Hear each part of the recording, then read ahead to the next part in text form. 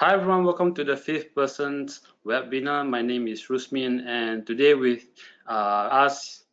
My name is Adam. And I'm Rusmin, and I'm the co-founder of the fifth person, and I'm the chief editor of the fifth person. Yeah. And yeah. Okay, so today we're going to share with you the social media companies, and recently they have taken a beating. Yep. And share price has collapsed quite drastically. And today we're going to go through the fundamentals, whether is it worth looking at them. Yeah, okay, so over the next 45 minutes to an hour, we're going to cover Facebook and Tencent, and we're going to go through what we think these companies are going to look like in the next few months and maybe a year. But before we go into the contents, I think just want to make sure that all of you can hear our voice and can see me and Adam. Yep. Okay, and if you do, please let us know in the chat box, and then we proceed with the content. Okay, so we will also switch out and then we'll change the presentation slide. But please let us know if you can hear us. So just type yes in the chat box and just let us know that you can hear our voices loud and clear. All right, cool. And, I think it looks like we have got a lot of people responding yes. Okay, that's good. Okay, so Adam, all right, shall we begin? All right, cool. So now we're going to switch out ourselves to with presentation slides here. Okay, and you should be able to see the slide. Okay, Adam is going to go through with you Facebook. Okay, so tonight we're going to cover two companies. I'm going to cover Facebook before Rusmin takes over, and he's going to talk about Tencent, which is a company, a huge social media company in China. All right, so but before that, let's dive into Facebook, because I think this hit the news, and a lot of people, even if you're not an investor, you would know that Facebook has hit a bit of trouble recently, about 2 weeks ago. So just to give you a bit of a background about what happened, this is Facebook's 1-year price chart for the company. Okay, so as you can see, this is the Cambridge Analytica scandal, where Facebook was accused of the Cambridge Analytica, this consulting firm.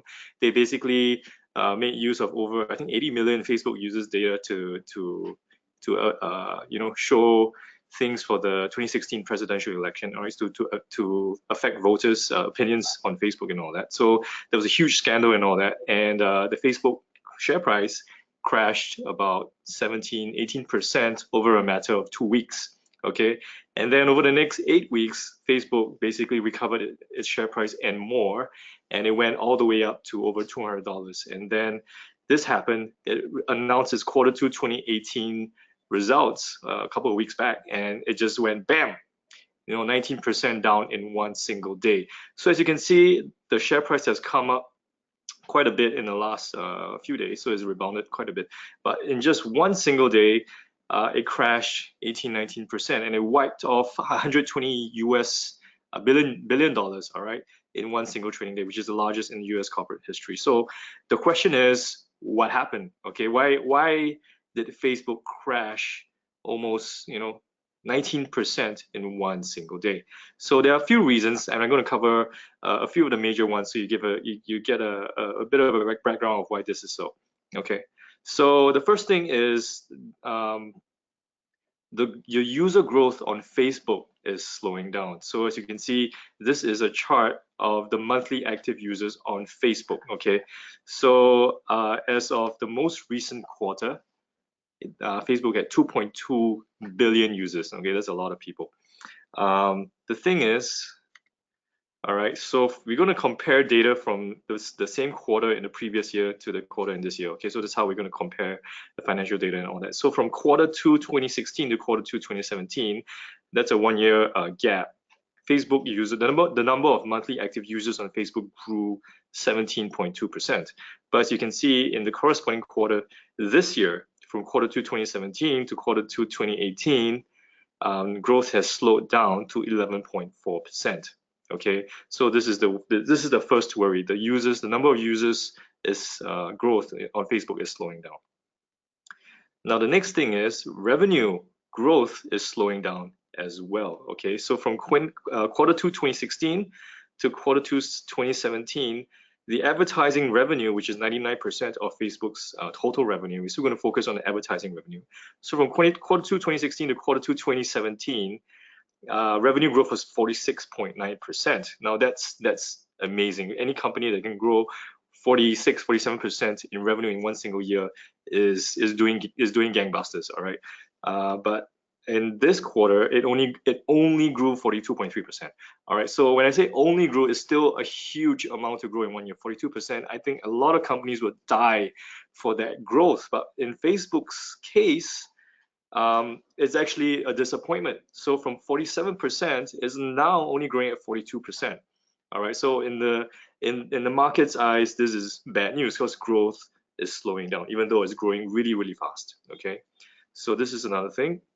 Operating margins are falling as well. So in quarter 2 2017, operating margins were 47%, but in this quarter 2018 is dropped 300 basis points to 44%. So the worry is not only is revenue slowing down, the expenses are going up as well. So the profit is going to get squeezed. All right, so it's kind of like a double whammy. Revenue is going down, expenses are going up, and you're going to get squeezed.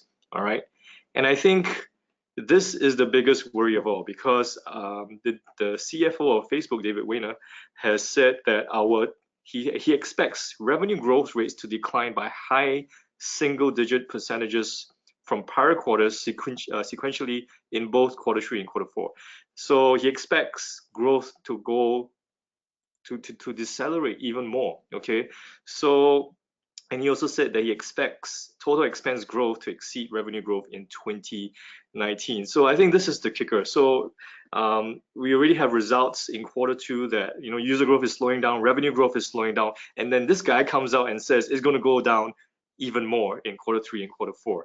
Okay, I'm gonna talk a bit about his quote later on, because this part is not exactly the part that I've bolded. Okay, it's not exactly clear, but he basically is saying that growth is going to slow down. So this is the reason why this happened. Okay, investors are basically scared.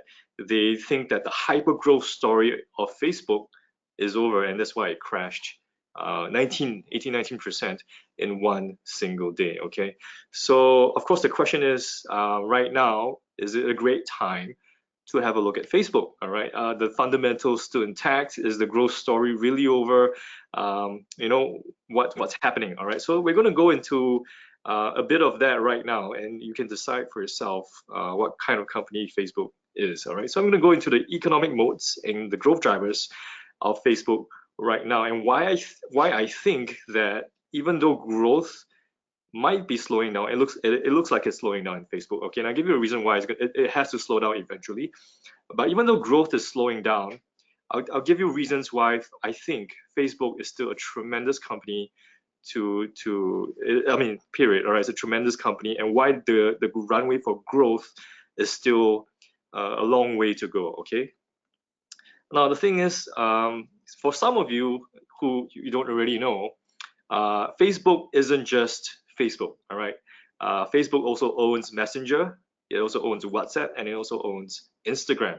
Okay, so you put all these apps together, at least 2.5 billion people in the world use at least one of these apps. Okay, individually, Facebook has 2.2 billion users, like I've shared earlier. Messenger has 1.3 billion users. WhatsApp has 1.5 billion, and Instagram has 1 billion. All right, so these are all billion. This is the billion club. All right, but altogether, at least 2.5 billion people at least use one of these apps. So this is a huge company, and because of the numbers, that it has a very strong network effect. All right, so I'm sure that I don't think there's a social media substitute in this case. I think the closest competitor, besides the massive social ecosystem that they have in China, all right, for the rest of the world, no one comes close to Facebook. All right, so the closest is Snap, which has about 190 billion users. Twitter has about 300 over million users. So no one comes close to Facebook. So it's because of this, Facebook enjoys this network effect, because everyone is on Facebook. All your friends, your family, etc. is on Facebook. There's no reason for you to join Snap, all right, Snapchat, for example, unless you're really, really young. I don't know. Okay, so everyone's on Facebook. That's why you're on Facebook. Everyone is using WhatsApp. That's why you're on WhatsApp. everyone is sharing photos on Instagram. That's why you are on Instagram as well. So it's a sticky effect, and there's no reason for you to go somewhere else. So this is number one thing. Facebook is huge, and it has a very powerful network effect. Okay. Now, because of this, it basically has a monopoly on social media. All right. But the way Facebook makes money, as I've already mentioned, is that it earns money through advertising. 99% of its revenue comes from advertising. And along with Google, Facebook and Google, they basically dominate the global digital advertising industry. Okay, so if you see from this chart here that I've put out, in 2017, Facebook and Google, their share of global online advertising revenue was 61%. So 18% for Facebook, 44% for Google. So these two 800-pound gorillas dominate the industry, all right, for digital advertising revenues, okay? And if you take a look at the share of total media advertising revenues, the both of them take 25%. So this is massive. So they are basically a duopoly. If you want to advertise online, and if you're a business owner yourself, or if you sell stuff online yourself, you know that you're going to advertise either on Facebook or on Google. That's it.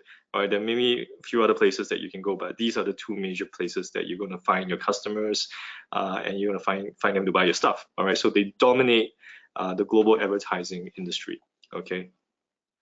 Now, it's not just that they dominate the current industry. All the growth in this industry is also going to Facebook and Google. So for in 2017, according to this article, and according to the IAB Internet Advertising Revenue Report for 2017, the digital ad market grew 88 billion in 2017, and Facebook and Google took 90% of that.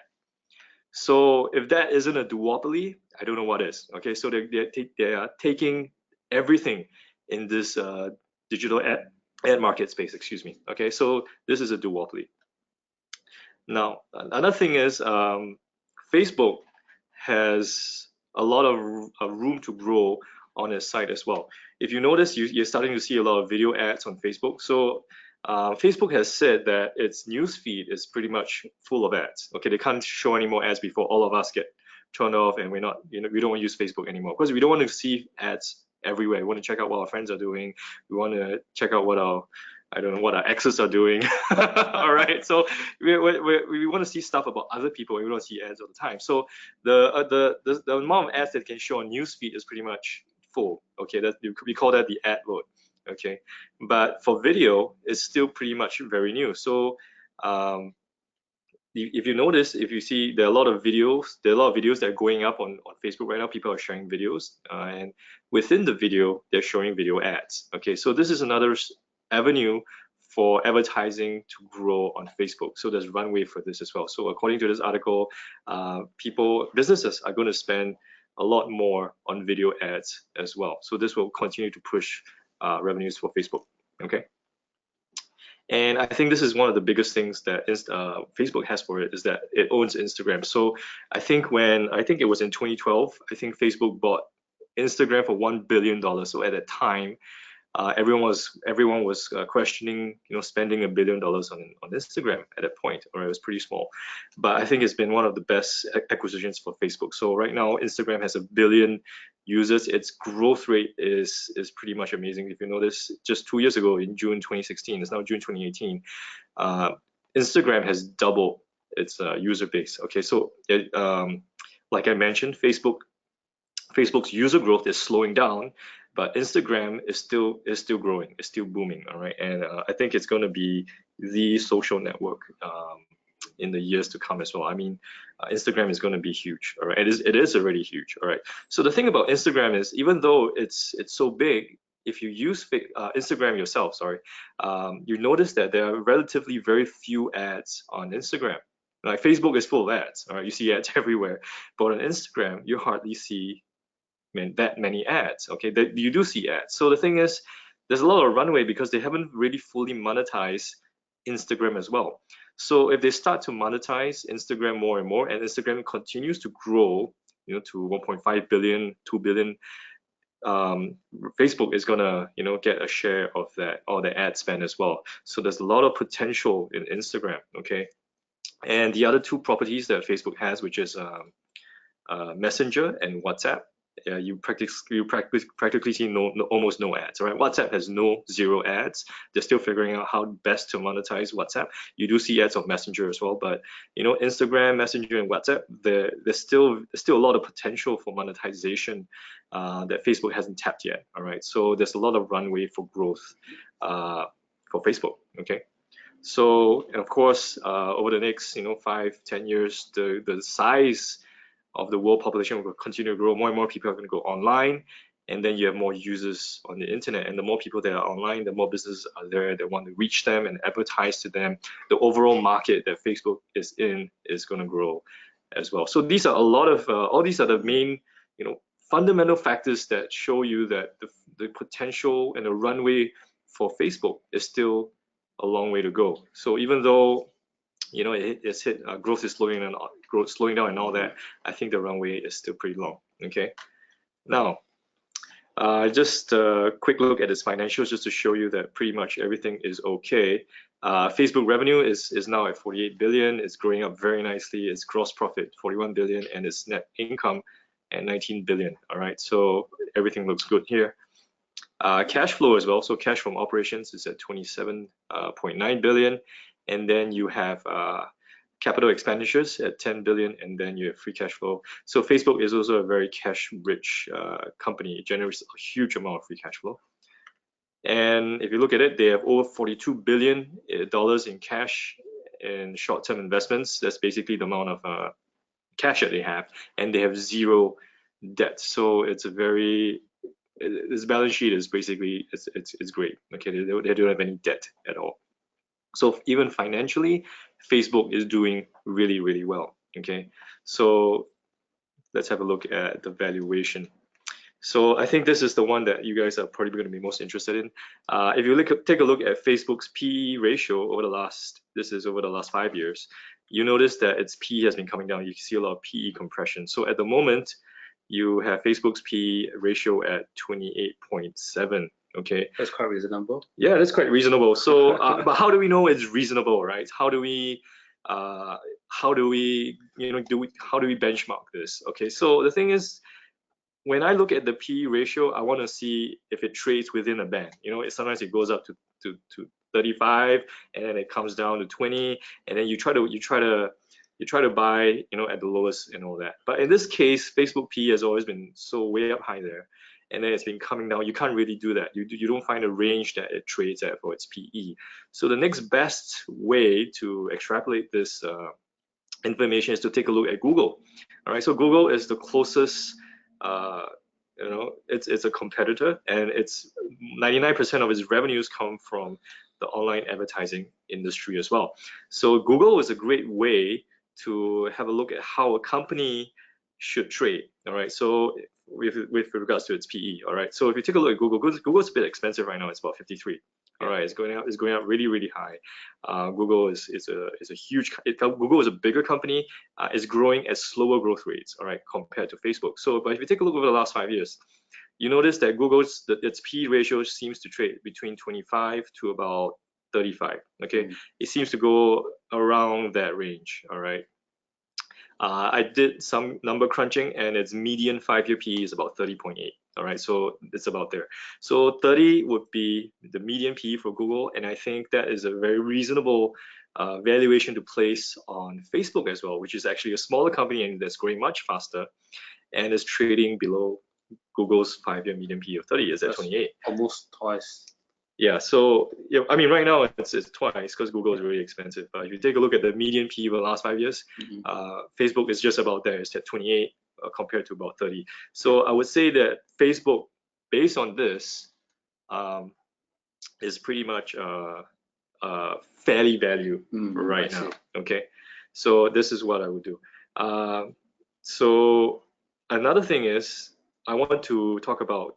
Remember, this guy is saying that growth is slowing down. So we know that growth is slowing down. So is the PE still gonna make sense, right? Because growth is slowing down and all that. Now the thing is, he said this quote here: our revenue growth rates are going to decline by high single-digit percentages from prior quarters sequentially in both quarter 3 and quarter 4.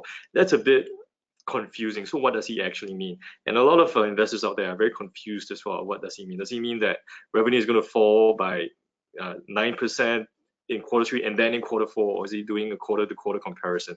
So I'm going to just put all those scenarios together, and then we're going to decide what Facebook's growth is going to be in the next couple of quarters. All right, since they've given, since the CFO has given us some guidance on this. Okay, so if you remember, this is Facebook's revenue, and from quarter 2 2017 to quarter 2 2018 today, it grew at 42%. Okay, so this is a quarter-to-quarter comparison, which is how most companies compare their growth. Okay, so when he says this, what does he mean? It's not very clear. So we're just going to lay out all the possible scenarios that could mean what he says. All right, so the first thing is he means in following quarters. So in quarter 2, Facebook grew in quarter 2 2018, it grew at 42%, and then it's going to fall sequentially in high single-digit percentages in quarter 3 and quarter 4. So what this means, it could fall by 7 to 9% in the next quarter, and then it falls again 7 to 9% in quarter 4 2018. So I think this is the most pessimistic scenario, and I really don't think this is what he actually means, because no one reports growth rates this way, not usually anyway. So, but this is the first scenario. Now the other one is the more typical scenario, which is quarter on quarter. So in quarter 3 2017, revenue growth was 48.8%. So if you discount that by 7 to 9% high single-digit percentages, it's going to grow by 40 to 42% for quarter 3 2018. And then for quarter 4 2018, you got to look back at quarter 4 2017, and then you say it's going to grow by it's going to slow down by 7 to 9%. So that will mean 39 to 41%. I think this is the most likely thing that he's saying. Okay, but there's another scenario which means in quarter 3 2018, yes, it's going to fall quarter on quarter, and then following is going to fall by another 7 to 9%. So this is all a bit confusing, but I think scenario 2 is the most probable one. But we're going to take everything together, and this projected growth, revenue growth, okay, for Facebook is going to be between 24 to 41%. Okay. So the worst case scenario is going to slow to 24%. If not, it's probably going to fall to about 41%. Okay. Now the thing is, if you want to have a look at back to the PE ratio, Facebook's PE is about 28 right now. All right, so its projected growth is between 24 to 41%. So why am I talking so much about growth? Because we can use the PEG ratio to value Facebook as well. Okay, usually the PEG ratio, you use earnings per share to calculate the growth. But since the CFO has given us a lot more guidance on Facebook's revenue growth, we're going to use that as its projected growth rate, which is 24 to 41% over the next 2 quarters. All right, so if you take that and you plug these growth rates into the PEG ratio, the formula, you're going to get a PEG ratio, a range of 0.7, which is undervalued, to 1.2, which is slightly overvalued. So I've already explained, I think the 24% scenario is going to be, I think it's going to be unlikely. I don't think Facebook's revenue is going to fall by 7 to 9% in 1 quarter, and then another 7 to 9% in the next quarter. I think that's highly unlikely. I mean, if I'm wrong, you guys can come looking for me, but I don't think that's going to be the case. Okay, but even then, even if it's going to be the case, the PEG ratio is going to be 1.2, which is slightly overvalued. I still think it's okay. It's a fairly attractive valuation for a company like Facebook that is part of a duopoly in the global digital advertising industry, and it's a monopoly in social media. And then if it's going to be about 41%, its PEG ratio is actually 0.7, which is a really it's undervalued according to the PEG ratio. All right, so this is how I would value Facebook. I'm a Facebook shareholder myself. I actually bought it during the Cambridge Analytica scandal. I bought it then, and I'm still ahead in my investment.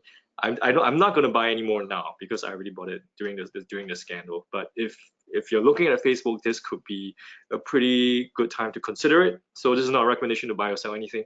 But if you're looking at Facebook, maybe it's time to do some research and decide for yourself. Okay, so That's it for Facebook. So I thought I've covered quite a bit about its economic modes, its growth drivers, its financials, and its valuation, and why I think it's probably still a long way to go for Facebook. Yep. Okay, so just remember that whatever that we share with you is only for educational purposes, and we are just here to help you to make informed decision. Okay, so at the end of the day, you make the final call. Okay, so just in case some of you have questions, you can ask Facebook. You can type it out, and along the way, if we have time, we'll try to answer all of your questions. Okay, and for the Alpha Lab members, I think you'll be wondering why are we sharing some of the same contents. You can actually find everything inside. You can actually go back and refer to that, but this presentation actually have some new updates. Okay, so for those who are not members of our labs, of course we are just giving you a quick overview on what Facebook is all about. Okay, so the next company that I'm going to share with you is going to be this company, which is another social media company, and that is actually Tencent. Okay, so this company, of course, they are also in the advertising industry, except the fact that they actually dominate in the China market. Okay, so for Facebook and Google, they actually dominate pretty much around the world. Okay, but there's one market that Facebook or Google couldn't enter, is actually China. Okay, so because of the strict government control, these two companies could not enter into the country. Okay, so Tencent is one of the companies that actually dominate the social media industry in China. Okay, and they are the company that is actually listed in Hong Kong Stock Exchange, and they are the company behind this app called WeChat. Okay, so some of us, in fact, most of us actually have this app called WeChat, and if you are Chinese, you probably have this app called Weixin. Okay, so that is actually in Chinese. Okay, so basically this app allows us to do a lot of messengers, communications with our relative, friends, even business partners, colleagues, and so on and so forth. Okay, so it's really a platform for a lot of Chinese to actually use this app to do their communication. Okay, so within this app, okay, especially if you are using a Chinese number, using the Weixin itself, actually this Weixin actually has a lot more applications inside other than just doing messaging. Okay, so if you look at the apps itself, you will notice that they have a lot of other programs like Moments, and this is pretty much like where you can get to see your friends who are in your contact list, to upload some of the photos. They have their own comments, they have their own microblogging sites. Okay, so it's very similar like Facebook. It's pretty much like newsfeed, but it's a Chinese versions on the WeChat. Okay, so this is one platform that actually WeChat carry these features. And another features that you may also see here is actually where you can actually play games. You can actually go into the tab. Okay, if you are using a Chinese number, you can actually see it more. But if you are using the normal WeChat, you can also see this game feature. You can go in and download and choose some of the games that you can actually play it. All right, so there are other features inside the app. Okay, and one of them is actually wallet. This one is only applicable to Chinese Weixin itself, and this wallet is really very powerful features in China. Okay, it can literally do a lot of things in terms of payments. You can actually book taxi, you can actually book appointment, you can actually buy movie tickets, you can actually buy even shop online. You can even donate money using this wallet. Okay, so this is a feature where literally they put you it's a digital wallet that allows you to make a lot of payments. So when you go into China, okay, you need Weixin the wallet to actually make a lot of purchases, because nowadays Chinese, they don't want to collect cash anymore. They rather accept payment using WeChat, because it's much more convenient. Okay, so this is really a very powerful features in WeChat itself. Okay, so if we look at the typical Chinese who live in China or Hong Kong, you notice that their life they cannot live without WeChat itself. Okay, so if we look at some of the users' behavior for Chinese, when they wake up, they will look at the WeChat Moments, pretty much like using Facebook, okay, to see what their friends are up to and to see whether you have any messages from your friends or relative. And you got a lot of group chats in between as well. Okay, and you wake up, you can actually buy breakfast, you can actually use your WeChat Pay, and you can call Uber equivalent, which is Titi in China. Okay, you can call Grab, taxi, and stuff like that, and you can have a group chat and stuff like that. You can just shop online. So a lot of times, a lot of Chinese actually dependent a lot on WeChat. They can't really survive without this powerful app called WeChat. Okay, so this is the number of users, monthly active users of Weixin and WeChat combined. So this app actually started as early as I think 2011, and ever since then the number of users who actually uses this app actually have been increasing from 200 million all the way to the first quarter of 2018. The number actually has reached close to 1 billion users. Okay, so this app is actually heavily being used in China and of course in some part of the world. Okay, and of course Tencent doesn't just own WeChat alone. They also own many other apps, or in fact platform like Tencent Games, and this is really a platform to distribute games. You also have QQ.com.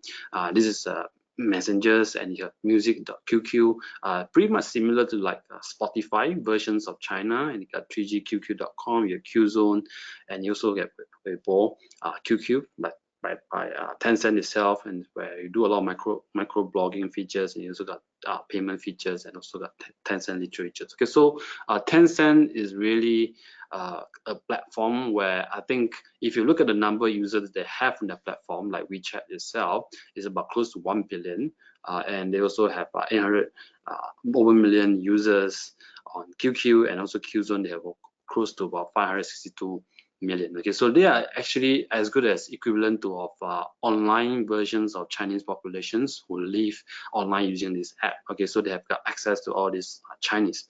Okay, so you look at the number of hours that people spend a day on the mobile phone. Okay, you get to see that a lot of time they actually use the green color, actually called WeChat. Okay, so you see based on the number of hours that people spend every day, you get to see the majority of people actually use a lot of WeChat, followed by QQ, and they also play games like Tencent Games. They also watch videos. This is the equivalent YouTube versions of China. Okay, and it got Tencent News, Music, which is Spotify, and many other stuff. Okay, and the rest is actually occupied by other players like Alibaba, Baidu, and also other things. Okay, so this is how powerful Tencent is actually in China, and it's really part of Chinese life. Okay, they can't survive without Tencent.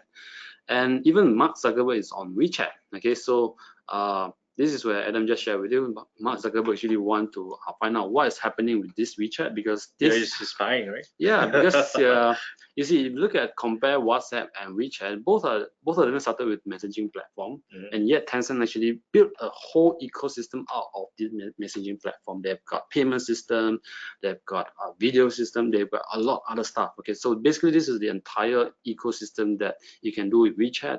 You can do social media, you can do you can play games, all right. You can also use shop online from via JD.com and stuff like that. Okay, so basically let me summarize Tencent's businesses. Basically they categorize under 3 categories. One of them is value added services, and this is where when users start to use this play the games online either through PC. Okay, these are some of the games that they will actually have to buy from Tencent, because they are one of the main distributor and also the creator of these games. And some of the games that dominate the Chinese markets are like Crossfire. This is pretty much equivalent to the Counter-Strike, of some of you may actually be more familiar if you play games, and League of Legends. This is really also the Dota version, equivalent of games in China, and Dungeon Fighters Online. Okay, so these are the top grossing games in China, and Tencent actually own them. And also nowadays PC games has been actually declining, but what is coming up is actually mobile games. Okay, a lot of, more and more people actually using mobile internet. They also use mobile to play a lot of games, and some of them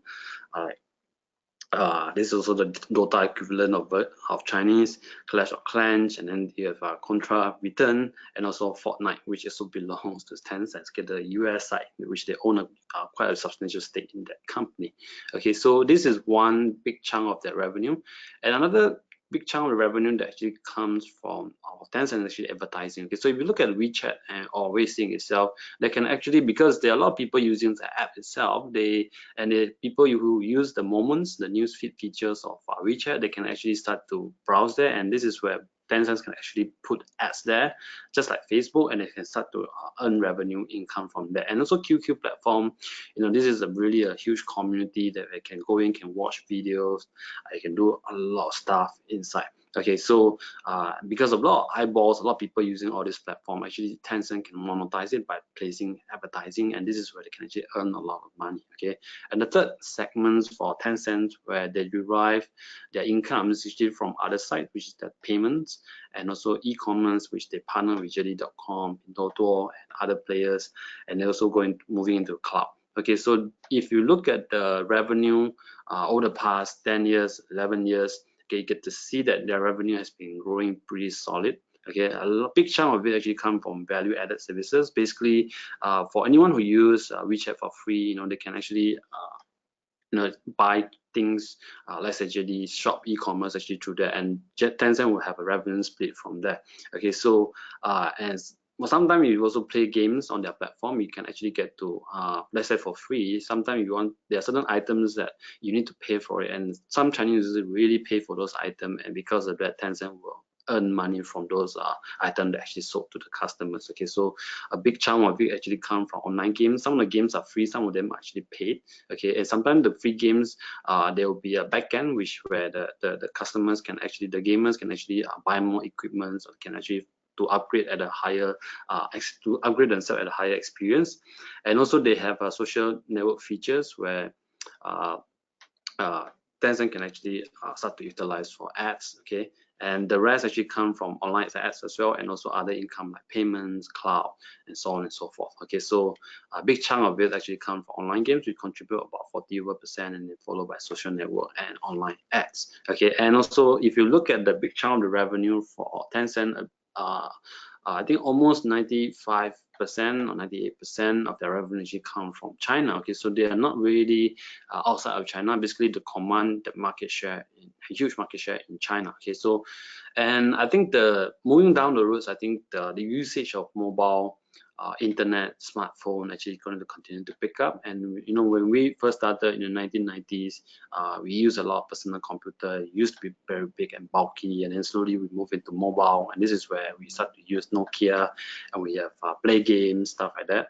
And then we actually shifted to laptop. Okay, nowadays we're actually using more and more smart devices like Android and also iPhone. Okay, so with this higher usage, I think the trend will continue to grow, and this will benefit Tencent as a whole. Okay, so you look at the China mobile internet usage in terms of monthly active users has been growing really very fast. Okay, so as of June 2018, you get to see that actually more than 1 billion users, monthly active users, are actually using smart devices.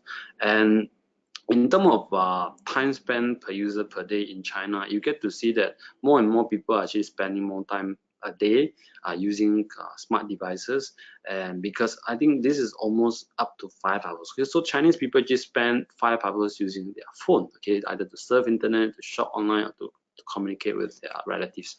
Okay, so now the growth driver for, of course, the Tencent, with all these users start to using smartphone, Tencent actually has positioned themselves very well. First, of course, they're going to capture more eyeballs, and they're actually starting to monetize this advertising for the moments.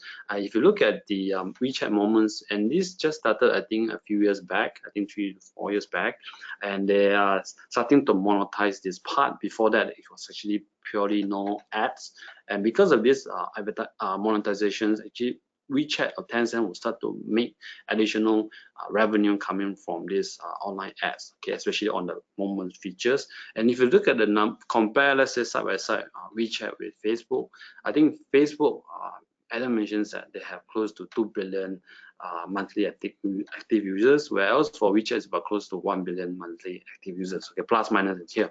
Okay, so if you look at the online revenue, ads revenue that is actually earned by Facebook, it's a lot more than what WeChat is actually getting. Okay, and the reason why they are getting such a small amount is because they just starting to monetize this advertising. That's why it's actually started from a very small base. So they have a lot of potential for them to put on more ads, and so that people will actually pay more money. The businesses will actually target more users, and that's where they will start to Tencent will start to earn more revenue. Okay, so if you look at these numbers here, just to give you some quick idea, Tencent started to monetize it only in I think 2016 or 2015. They were just testing whether is it going to work, and then slowly eventually they start to increase the ads load, and basically the impression, the number of advertisement that is being shown to the users per day is actually less than 1 time. Okay, it used to be less than 1 time. Today is about close to 2 times. 2017 was about 1 time.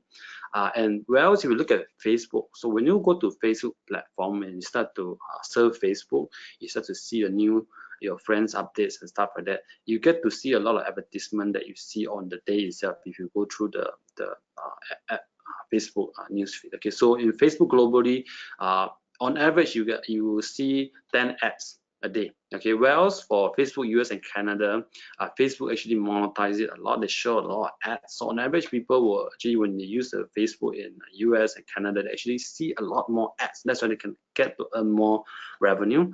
Facebook Asia is about 12 times. In fact, today is actually more than that. Okay, so Tencent's WeChat Moments is only just at 2 times. Okay, so now they are starting to monetize it. This year, I think the ads load actually has increased to 2. So when they start to increase to 2, the revenue will start to increase even more, and they start to increase to 10 or 25. Okay, the revenue from online ads, you can actually imagine how big it's going to get. Okay, and this is one area of growth that we are seeing for Tencent. Basically, the online ads is going to pick up very, very fast. Okay. And the second area of monetization for WeChat is of course the payment side. Okay, WePay actually has been catching up a lot of market share. They just got introduced this feature also not long ago. I think it was 2014 or 2013. Okay, basically it's still a very young. Basically it's a very new area where Tencent start to monetize the platform features. Okay, so they used to command only a market share of close to 0, and then because of the WeChat introduction of WeChat Pay in the app itself, the market share have actually gone up to about almost 40% as of 2017. Okay, so they have took away a lot of market share from Alipay. Okay, so because just remember this WeChat messengers is really a lot of people is using it. So when they introduce this feature of WeChat Pay, it become very, very convenient for a lot of Chinese users. Okay, so this is a lot of potentials for this WeChat to monetize this platform. Okay, another area for WeChat to grow their revenue is of course through their new strategies, and this is what I call strategic partnership. Okay, so Tencent used to, because they have the access to the online community of Chinese, literally they're equivalent to the online version of China. Okay, because they have close to 1 billion users there. And so anyone who want to go to online market, definitely they have to look out for Tencent because they have a lot of traffic over there. Okay, so last time Tencent used to do it themselves, but they decided that go into new strategies to actually work with partners who actually have a special expertise in certain industries. So it will be much easier for Tencent also to reach out to more users and add value to their existing platform rather than doing it all themselves. Okay, so far they've been partnering with a lot of players in different industry, e-commerce like JD.com, then for taxi, car sharing industry is TT. Okay, and they also have a great game distribution platform. They're also moving into Tencent Cloud. Okay, so this is basically the ecosystem where a lot of industry is going to come into play just under this WeChat Play. Okay, and across different other platforms. Okay, so there's one more thing that actually has got a lot of potential within this Weixin. Okay, which we may not see it on the WeChat versions of the international version, but you can only see it on the Chinese version where this thing called mini program. Again, this is a lot of potential because this mini program is as good as App Store. Okay, but it's not really App Store because you don't really have to install it. You can just come in and you can start to use apps into doing a lot of other features. Okay, so let me show you an example. You can do a lot of other things. You can come in, you can start to go into do your payments, do many other things like e-commerce also. That Pinduoduo also actually leverage on this platform to one of the very famous social media company that actually merge social media and e-commerce together. Okay, so these features, the number of active users actually has been growing very fast. It just started in 2017, and today it actually has grown to a monthly active users of 400. Okay, so what this mini app does is that they actually channels a lot of people who use WeChat or Weixin into these apps. Okay, so other other business owner can actually come into this mini program and start to create their own mini app within the WeChat itself, and the user can actually interact with the business, different type of businesses. So this will be a very good channels for Tencent direct a lot of users into these businesses. Okay, and there are a lot of good examples that company actually benefit from them. Okay, so basically this WeChat mini program, if is actually picking up really very well, and what's going to happen next is, of course, Tencent have areas to monetize it. First, they can actually extend the advertising features across this mini program, because today this mini program have about close to 1 million apps within the WeChat itself. Okay, so it's really a own huge ecosystem. Okay, so when they push out these ads to a lot of these mini ads, they can actually work with some of these developers who come in and develop their mini apps. Okay, they open up this platform for other players to come in, okay, and to leverage on the huge traffic that actually WeChat is actually enjoying. Okay, so WeChat can work with them, with these partners, and then have a revenue sharing model. If not, they can actually put ads on their platform and then have another revenue sharing model. Okay, so there are a lot of monetization to be happening in this mini program, and it's actually become very, very successful in China. Okay, like I said, they have monthly average user actually has been picking up really very well. Okay, so more and more people are using this mini program. Okay, so enough about the business, and now let's go through the financials and see how Tencent actually has been performing through their games, through their social media platform, through their WeChats, QQ, Qzone, and all that. Okay, so if you look at the revenue, actually has been picking up really well. It's growing very, very, very fast. Okay, it is really exponential growth, exploding growth, because they are really as good as the online versions of China.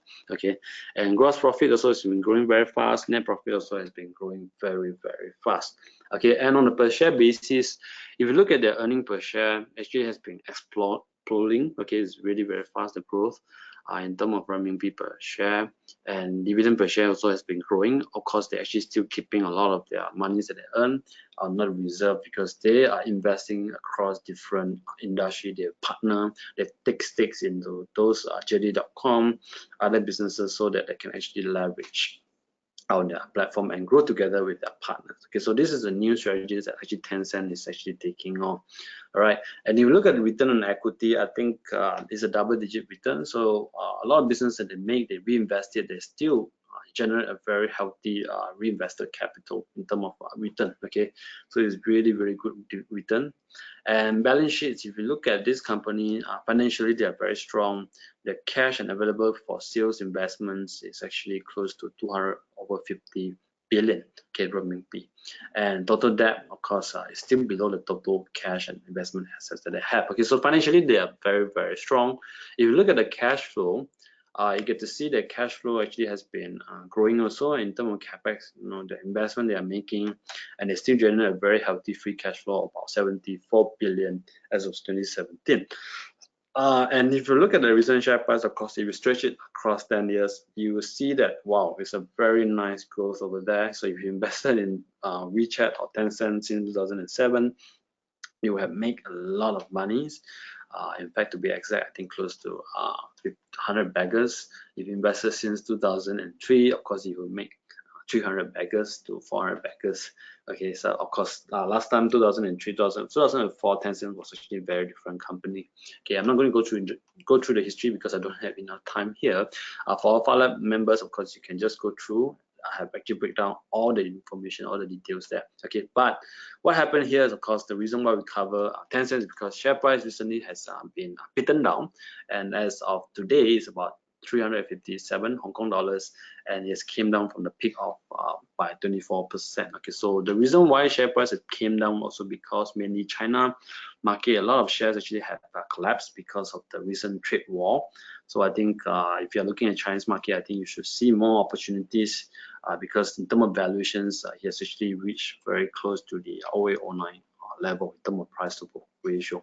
Okay, so Tencent is one of the victims that actually got affected by the trade wars, and of course on the company fundamental side, investors are also worried that a few things on the Tencent level, and and in 2018, I think management actually indicated very clearly that they will invest even more money on the content, the video. Okay, so this will actually put on pressures on the net profit margin. So basically, net profit margin will start to come down, and they will invest more into the infrastructure. They will invest into AI. Basically, they are investing a lot of money in the futures for the long-term growth, short-term pain. Okay, so because of that, I think market always don't like quarter to quarter, drop in growth rate.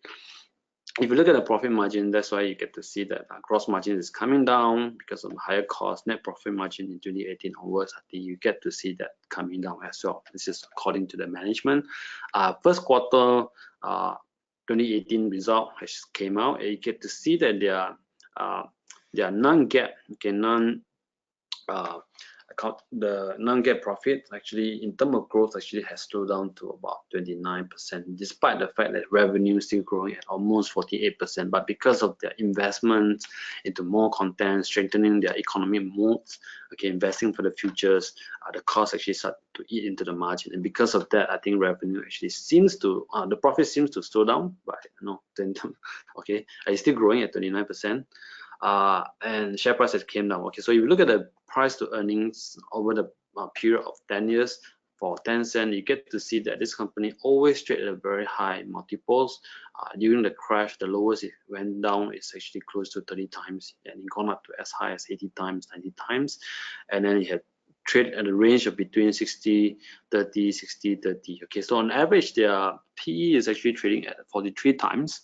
And if we look at that, of course, today, the PE actually is trading below the average. Okay, so this also looks pretty reasonable, just like your Facebook, Adam. Yeah, so it's like coming down recently. Yeah, because of that. Okay, so now earning per share has also gone up. Okay, so if you look at their average last 10 years growth, I think this company has been growing at compounded annualized return in terms of top adjusted EPS using the non-GAAP net profit is about 46%, and over the past 5 years, their growth is about 40%. Okay, now of course the question is that what is the growth going to be in the next 5 years, 2018 to 2023? Okay, so this is the hardest part to answer it because nobody really know. But based on what we are seeing, I think a lot of area that actually Tencent is trying to monetize it. So in terms of online ads, payments,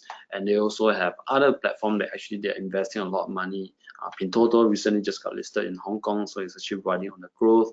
JD.com, and also they're also moving into the cloud computing and also AI. Okay, so there are a lot of area where I think Tencent can monetize it. It's of course they are working with partners to quickly monetize these areas instead of trying to do it themselves.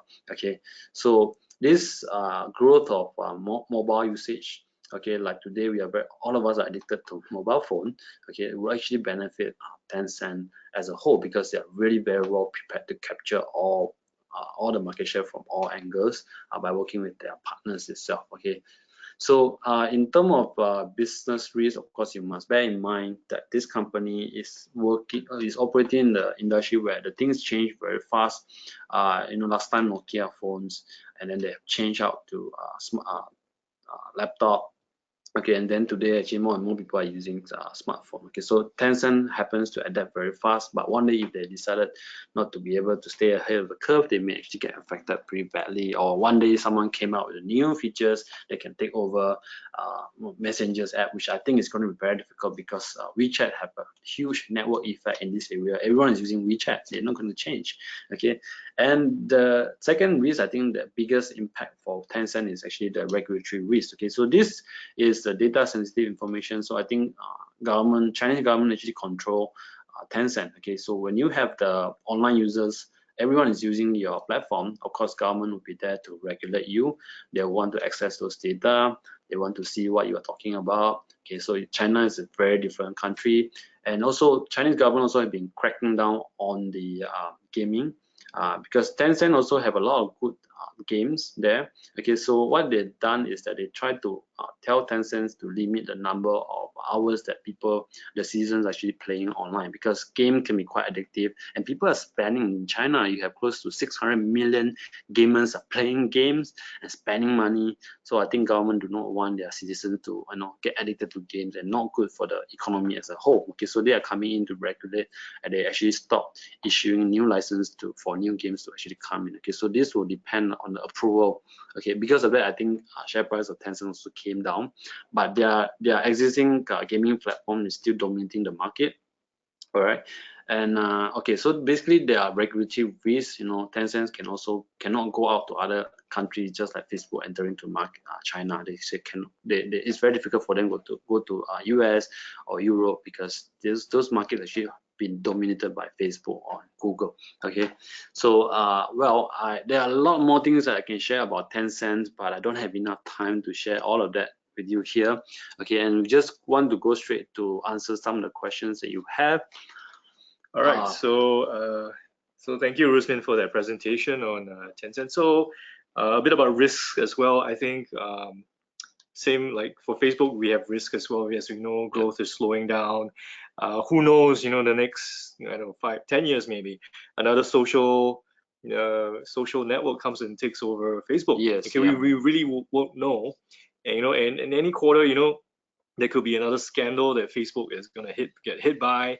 Data is going to be leaked or stuff like that. So that could always send share prices crashing down. So you must always be aware of the risks that you face investing in companies like this. All right. So with that said, I just want you to be aware of that. So again, right now we've come to nearly the end of this live webinar. So at this point, we have a bit of time left. So we want to take some of the questions that you have. I'm going to answer some of the better ones, the best questions. All right, and to give you more insight into these companies if possible. All right. So I'm gonna read out the questions for Rusmin. If I have any questions for myself, I'm just gonna read them out to myself. Okay. So the first one is from Florence. She's asking, how do you gauge the PE ratio for a tech company like Facebook? All right. So like I don't know if you can go back to the slide, but as I was sharing just now, how do you benchmark a PE ratio for a company? So in Facebook's case, I use Google. So Google over the last 5 years has been trading between 25 to 35 PE. Yeah, that's the one. Yep. So let me go one more. There you go. All right. So how do you know whether PE is reasonable, whether it's overvalued, undervalued? You don't really know. You can only base it on historical data. You can always compare it to its competitors. In this case, I decided to compare Facebook to Google because these two companies are very, very similar. They are in the ad industry and they dominate this space. So for Google, you can tell, as you can see over here, it goes between 25 and 35, and its median PE is about 30. So I compare that to Facebook's current PE at 28. I think Facebook is about fairly valued. I don't think it's cheap. I think it's fairly valued at this point. Okay, so fairly valued is, for me, Facebook is worth looking at. Okay, so that answers your question about PE. How do you choose a PE? How do you know whether a PE ratio is reasonable or not? Okay, I think another question actually came from Kian Sun. How do you guys get so much of those data, research data? You get those data by payment. Of course, we've done a lot of research, and I think a lot of you here are actually overwhelmed by the information because we are presenting two companies on one sessions. And of course, these informations are not done over 1 day or 1 week. Actually, it's overdone months. We do a lot of readings, look at the annual reports, past 10 years or since IPO, look at the prospectors, look at the competitors, and of course, do a lot of crunchy research, and of course along the way we also read the analyst report, and all this information actually when we compile together, you get a very good picture whether this company is undervalued or not. Okay, so based on the data that we actually found. All right, so Andy has a very quick question. Are we able to buy one share of Tencent, or is there a minimum lot size for the Hong Kong exchange? I think there is a minimum lot size for Hong Kong shares. Let me pull out my phone. Maybe you can just go to the next questions first. All right, so Rusmin is going to check his phone for you. Okay, this is really a question here. Should we buy Facebook or Tencent? So like we already explained during this webinar, we're not making a recommendation for you to buy or sell anything. This is just purely for educational purposes. We want you to get as much information as you can to know more about these companies so you can make a better, more informed decision for yourself. All right. So we're not recommending anything. We just want to give you as much information that we know ourselves, because we do this research anyway for our own investments, and we're just sharing this with you. So you don't have to spend all that amount of time doing it yourself, since we're already doing it anyway. Yeah. Okay. So we're not making any recommendations. We're just telling you what we know. Okay. Yeah, actually, we share a lot of this information on the Alpha Lab platform. Okay, those members, you can actually access it anytime. Okay, so for Tencent, I think the minimum entry size is usually 100 shares. Okay, so that is actually for Hong Kong. So you want to buy Tencent, you need to have minimum for 100 shares. Yeah, so that is in lot size, not odd shares. All right. Okay, and there's a really good question here by Poe, he's asking what is the PEG ratio. So I think that's a great question, because I think apologies, I didn't really explain what the PEG ratio was. So this is called the curse of knowledge. So I was assuming everyone will be familiar with it. So we explain a bit more. I mean, we explain all these ratios in the investment quadrant course, the online course that we have. So the PEG ratio is basically a ratio, a valuation ratio that measures a company's PE with its growth rate. Now, the thing about if you just use PE by itself, sometimes, or almost all of the times, if you're looking at a growth company, all right, the PE is going to be really, really high. So if you look at Facebook here in this chart, you can tell that its PE has gone up to over 200. So by all traditional measures, a PE of 200 is way too expensive. What is Amazon's PE right now? If you I think in hundreds. Hundreds as well. So you see, so for these companies which experience very high growth, the PEs are going to be really, really high, because everyone, the market is valuing them at this premium, because they expect these companies to grow so fast. So what you want to do is you want to compare the PE ratio with its growth rate. So I think the PEG ratio was developed by, I think, Peter Lynch. Yep. All right. So he's saying you need to compare. For these companies, you need to compare its PE ratio with its growth. And what it did was you take the PE ratio divided by the growth rate. And then if it's below 1, it's considered undervalued. If it's over 1, it's considered overvalued. So in this example for Facebook, its PE ratio is about 28.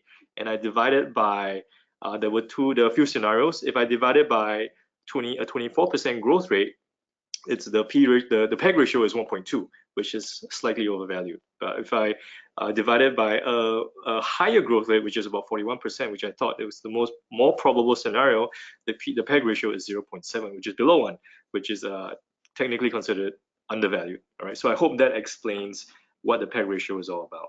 Okay, now let's have a look at other questions that you guys are asking. All right. Why do you choose PE ratio as a valuation metric? So you have any take on it? Yes. For PE, usually it give us a quick indication whether the company is trading at undervaluations or overvaluations. And of course, PE itself again is really, you have to compare with the growth that the company is using. Okay, so by just looking at the PE itself, you can kind of get some idea whether this is a growth company or this is a value company. Growth company tends to trade at a very high PE multiples. You can talk about 40 times, 50 times, and sometimes they're usually in the hundreds. Okay, so that's why PE is really a good, just to show you that the company is actually trading at such a high growth. Okay, so investors are expecting a lot of growth from these companies. Yeah, I like to use the PE ratio because I think it's the valuation ratio that most investors are looking at. Almost everyone looks at the PE ratio. So based on that, you can kind of get what people are expecting of this company, what their emotions or the expectations are about this company. So it's a very widely used ratio. And the other thing is there's a lot of data for it. And for Facebook, in my example, is because Facebook has very consistent earnings as well. So obviously, if a company has very lumpy earnings, it's like profit losses, you can't use the PE ratio because it's all over the place. But for Facebook, it's very consistent with its earnings. So you can kind of have a look at, you can use the PE ratio in that example. Okay. All right. So what is the main reason for Facebook? You need to go back to the very start of the webinar. We covered that. Is Tencent undervalued? I think we talked about that as well. Yes, yeah. I think they are pretty reasonable and attractive. If you believe in the growth, the monetization part, I think at this current price, the valuation is pretty reasonable. Okay, so you still have to do your own research before you make any decision. Okay, so we are just here to share with you what is happening with company share prices, why they come down, and share with you some of the companies are fundamental to actually help you with your decision making process. Okay, so these are the things that you should put it together and make your final decisions. Okay. All right. Damien has a question here. How do you derive growth rate? I think that's a great question. So how do you know how fast a company is going to grow? There are a few ways you can do it. Most of the time, people take a look at its profit growth over the last 5 years, 10 years, whatever period you want, and then they calculate the growth rate or the CAGR for that. Yeah. So you get the growth rate for that. In my example for Facebook, I use revenue growth rate because the CFO was given a lot of guidance for the revenue growth. So I wanted to use revenue growth instead of earnings growth in that example. But typically you can use you use profit, but you take a look at revenue as well, and that's how you can derive the growth rate. Yeah, I think just a quick question. Any encore for this video? Yes, there will be a replay, right? Yeah, there's a replay. So under the 5th-person hangout, I think you should be able to see all of our videos. Okay, so give us some time to upload it. You'll probably see it in the next 1 or 2 days, and if you missed it or you want to review what we've shared tonight, you can definitely have a look at the replay. All right, and it's free of charge. Okay. Okay, I think there's a pretty good question from Wanyi. Okay, I think you can take this. Yeah. All right. So do you see that Tencent, WeChat, they're gaining many more users in the next 5 years? He says that China users seem to be maxing out. They've already captured 1 billion out of 1.2 in China, and he feels that the rest of the world, is very unlikely to adopt WeChat because it's a very Chinese app. Yes. So what do you think of that? I think for the Indonesian market, WeChat is definitely have tough time growing because even I myself actually using WhatsApp. For people who live in the US, also you're more likely use the WhatsApp versus WeChat. Okay, so the growth outside of China, I think, will be pretty limited. But what we can expect in China is that the number of users, of course, is not going to grow again at a high rate. It's probably going to stagnate over the next few years. But if you look at this itself, they have got a whole, I think 80-90% of the Chinese online on this platform. And when you have these people who are using the same platform, you can literally channel them into different industry, different products, different they work with different partners to actually introduce different products. So that will allow them to actually expand their product line. Okay, so like they are going to a payment system, they're going to cloud, they're going to AI, they're going to e-commerce, and they're also monetizing the mobile ads itself. Okay, so all these segments, of course, will benefit Tencent, despite the fact that the number of users may stagnate. Okay, so and of course they are also going to introduce more games, and because of regulatory restrictions, now we are actually seeing they will still need to wait for the approval. Once these games are approved, like the recent games actually very popular is actually Fortnite. I think they have not got approval from Chinese government to actually distribute this into our Chinese market. But if they do, this is going to be another kicker for Tencent. It's a huge game. Everyone's playing it. Yeah, same number of users, but you have different multiple industry, which is really up to the management how well they execute those industry, because you've got literally like the whole China. Okay. All right. Maybe do you want to cover this, Rusmin? By Justin. Okay. Justin's. Okay. How does trade war going to affect Tencent? I think the trade war is just too complicated because you don't know what Trump is up to. His tweet can actually change over the night. So instead of trying to wait what's going to happen after the trade wars, I think we focus a lot more on the fundamentals. I think if you look at the Tencent, I think they are pretty much China-centric. Okay, they don't rely on US. Okay, they rely on Chinese netizens. They have 600 million users who play games, and they use social media, they use WeChat, they shop online, and all this I think will continue to supply. Back the Tencent's fundamentals. Okay, so US market, I don't think it's going to affect them that much unless they really Trump go crazy. Which I think is really unpredictable. Okay, so this is something that it's very hard to tell. Okay. Yeah. Okay. Ong has a question. May I know what the yields are for Facebook and Tencent? Facebook doesn't pay a dividend, so it's a growth company, so there's no yield for that. If you're asking for that. Tencent, I think the yield is 0.25%. So basically, these are not income stocks. You don't invest in them for dividends. Yeah. These are growth companies. You expect these companies to grow bigger, and you expect capital gains from them. Just to put that into context, I think for growth companies, you should never ever concentrate because these companies are growing very fast. They trade at very high PE multiples, and the day when they start to miss their earnings growth, that's the day when the share price will Which is what happened with Facebook, right? So it just came down 18% in one day. So if your heart can't take that sort of drama, you should stay away. Because it's boom, just like that. It should just be a small part of the portfolio if you're just not comfortable. But of course, growth companies that tend to deliver multi-baggers, they come with higher return, but at the same time, it's higher risk. Okay. I think this question by Willie is pretty good. So, is the PE ratio and the PEG ratio good enough for valuation? Do we need to compute the intrinsic value and all that? Now, the thing is, intrinsic value can mean anything. What is intrinsic value? For me, I like to use, some people like to use the discounted cash flow. That's the intrinsic value. For me, I like to take a look at the PE ratio, historical PEs and all that, and I like to compare it with the industry benchmark. That for me is my intrinsic value. That gives me a gauge of how much this company is worth, and with that I can project the earnings growth moving forward, and then I multiply that by the the PE that I think is reasonable. That gives me my intrinsic value. So it doesn't have to be discounted cash flow. It can be PE, it can be PEG ratio, price to cash flow, stuff like that. So it really depends on the company and what its situation is and which valuation metric makes the most sense for that company. You've got deep value stocks, you've got value growth stock, you've got growth companies. So this type of companies will use different strategies on them. Okay, so if you are wondering what all these strategies are about, I think look forward to our next few emails. We will be sending out all these some of the training series that you get to see and watch and learn as well from us. Okay. All right. So where do we find replays of the videos? You can find it on fifthperson.com/hangouts. I think it's Hangouts with an S. I think Hangouts with Okay. Don't worry about it. Google it. You can don't worry about it. Fifthperson.com/hangouts. They'll still receive an email, right? Probably send you guys an email as well, as long as you've registered for this. All right. What's the difference between deep value and value growth? Just a very quick one. Well, I think deep value stocks is usually the stocks that nobody wanted. They are traded at a very low PE, low PB.